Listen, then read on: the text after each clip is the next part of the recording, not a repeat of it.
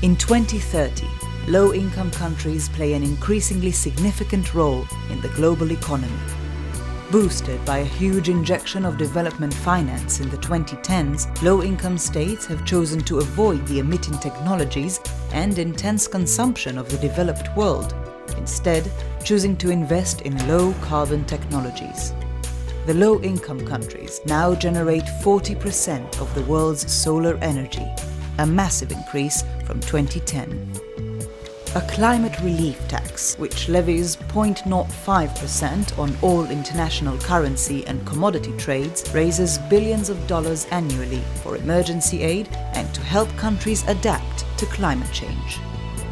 But for some states, this influx of cash has been counterproductive, helping elites and fueling corruption.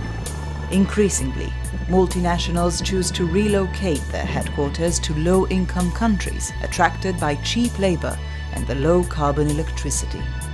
Homegrown businesses thrive, supported by microfinance and mobile phone-based payment systems.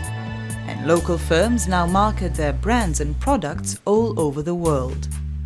Farmers in low-income countries tend to work together in smallholder cooperatives and connect to the global supply chain using collaborative online networks.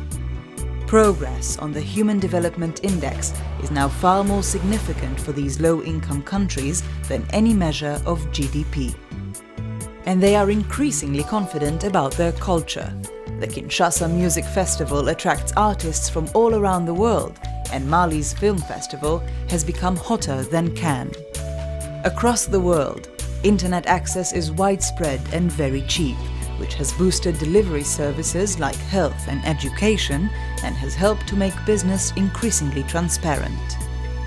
In politics, power begins to devolve outwards, with cities exerting more political influence. Lagos sends its own delegation to the UN, separate from the rest of Nigeria.